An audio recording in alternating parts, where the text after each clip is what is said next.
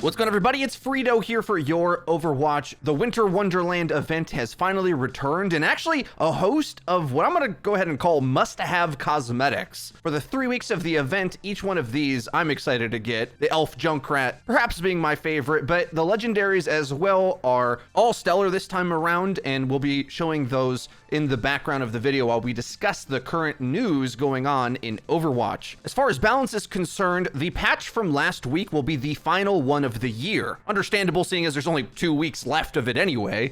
We'll be discussing more the results of the Baptiste nerf and Reinhardt buffs in our next video, getting into depth on that. It's a patch that I think thankfully helped the 99% of players, so that's good there, but perhaps misses the point of some meta considerations that top tier players are exploiting, and we'll go at length to describe how you can exploit some of the tactics that they use in our upcoming video about Giga Rhine. But alongside the Winter Wonderland patch comes along with it a new game mode. They're calling this Freeze-Thaw Elimination. It's a 4v4 freeze tag where you eliminate enemies by freezing them and thaw your own allies to stay in the game. A new alternative to Mei's Snowball Offensive, which I thought was kind of a meh arcade game mode. Perhaps this one can create some more high-tension, big impact moments. But the biggest game change to come to Overwatch overall with this patch live right now is the Flex Queue and Priority Pass system. The devs made a blog about this, but I also think it's pretty easily described just with the visuals that they put when you alternate click on the Flex Queue option itself. The goals of this system is to incentivize players to fill what the matchmaker needs at the given time. And using this queue option will then give you passes that you can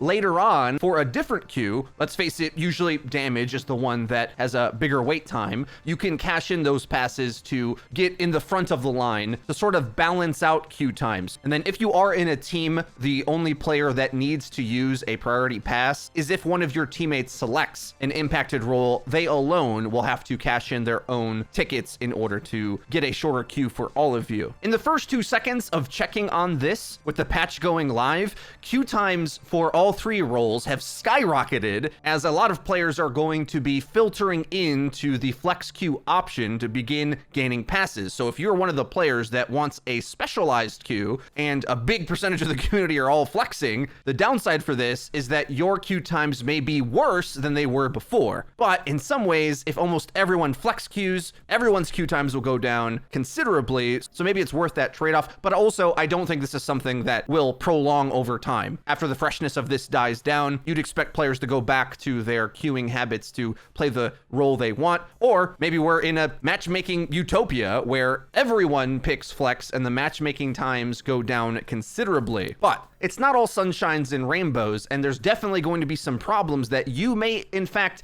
face immediately with this system being imposed onto the game. I've gone at great length to write essays to Jeff Kaplan in the creator Discord about concerns I have with this, but in short, the matchmaking system since role queue's release hasn't done a great job at placing players at their appropriate SR or MMR. Those are 2 different things. I'm not going to take time to explain it. They almost mean the same thing, but not quite. Point being, a lot of times when streamers off role or play a new role that they're learning or trying to play with friends or whatever, they'll just buy a new account because currently anyway, playing on an off role on your main account has too much of a bias towards your main role's SR, when I think most of us think that it should just treat it as a completely separate thing if possible, because you may be an entirely separate player on a different role. Not everybody is. There's a lot of players that are pretty clustered in their skill set across all 3 roles, but some players are just not capable of playing another role, even close to the rank of their main. Everybody's different. So when the SR system itself is kind of inaccurate with this, there is some worry that these early games, while players are incentivized to jump into a new role, are ruining the matchmaking experience because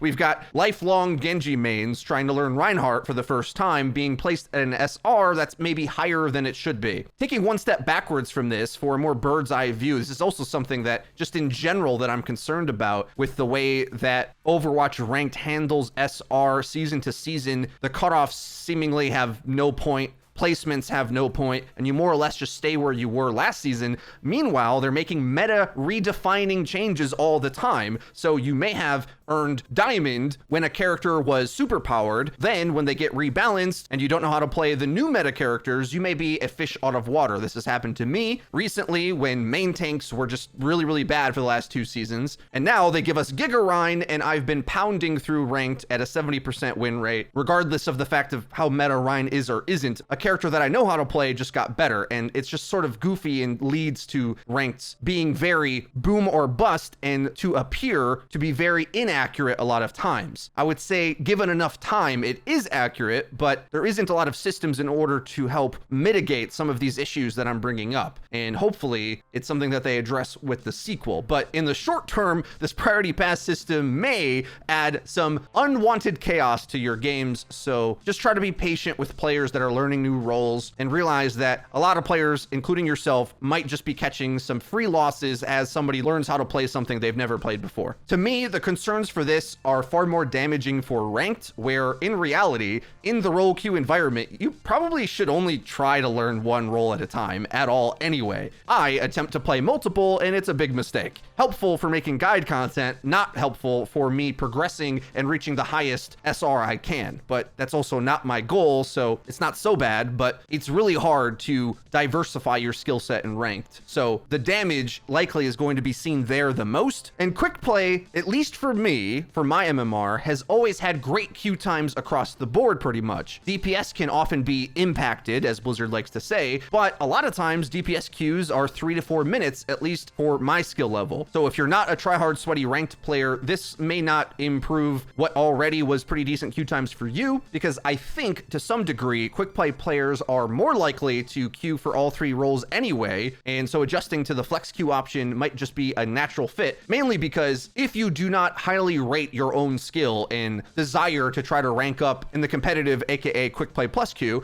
well, maybe you have just as much fun running in playing Reinhardt like a maniac as you do trying to play Genji, and maybe even more fun because one requires a bit less skill. So although we don't have a lot of competitive tanks, I feel in quick play there's a lot of players that don't mind playing a game or 2 on tank, even if they have no interest in trying to be good at it, because you just can toss stats at the enemy and sometimes make a cool thing happen. So in conclusion, I think this new system will improve quick play even more, in the same way that role queue in itself was a bigger success for quick play than in ranked, in my opinion. And hopefully, at least as we are in the twilight of Overwatch 1's life, implementing the system into ranked will help reveal some of the undercurrent problems with the way the system is built to begin with. And although it's well documented why a hard ranked reset is a bad idea for a whole host of reasons, over the years of seeing this develop, because the meta changes so drastically in Overwatch, I've hopped on board the benefit of some sort of soft reset, similar to how they do right now with every new season. GM plus players get soft SR resetted to 3,900. Their matchmaking rating behind the scenes still matches them among the top under 1% of players, but they have to work towards the public SR number to regain their previous SR placement, which matters for the leaderboard and their own personal accomplishment and everything. They're not gifted the SR just because they placed there, whereas in previous seasons, that's how it worked, and you could just camp at super high SRs and barely play and just place and then be at that SR anyway, right? Like that sense of accomplishment in working towards something, as well as proving you can adjust to a new meta, I think is important to be baked into the system, and something I hope they do for Overwatch 2, and really should happen at all ranks to some degree, at least when the meta changes. It happens far too often that a player's current SR level does not fit the current balance state for the heroes they're trying to play. I think we need to make it easier for players to play the heroes they like or excel at or prefer to play or are in their pool,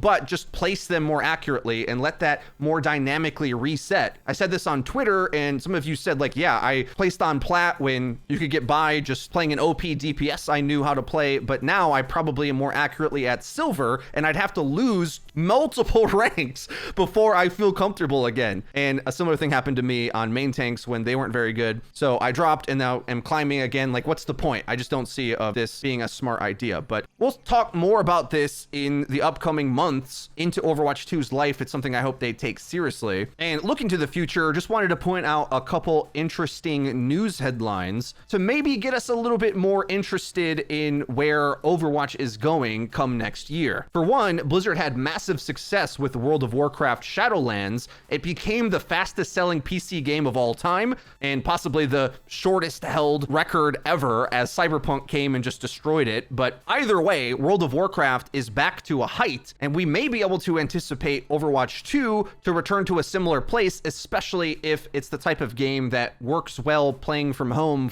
when we're still in a really wonky state of the world. An article on NASDAQ seems to agree with this assessment, putting Activision Blizzard as a stock to invest in before their host of new properties begin to kick off next year, including in that Overwatch 2, and who knows when Diablo 4 comes out and stuff. But just in general, when big money investors are saying it's a good time to gamble on Blizzard, I think it leads to a positive outlook towards the future of what Overwatch plans to do with the sequel. But I've got much more to say about that and lots more content to make. We've had a little bit of a dry spell here on the channel, but you can look forward to lots of the stuff I've been hard at work on, hopefully being able to churn out with a bit of regularity. So to make sure that you don't miss out on some of our new content that's coming right around the corner, be sure to subscribe and click the bell icon to actually get notified directly to your cell phone when those videos come out. If you enjoyed this video, hit it with a like, and to further our discussion about Overwatch, you can head over to our Twitter, hit us a follow, and let us know your thoughts on this new update and how the new flex queue option is treating you. Otherwise, that's been it for me. I've been Frito for Your Overwatch. We'll see you guys next time.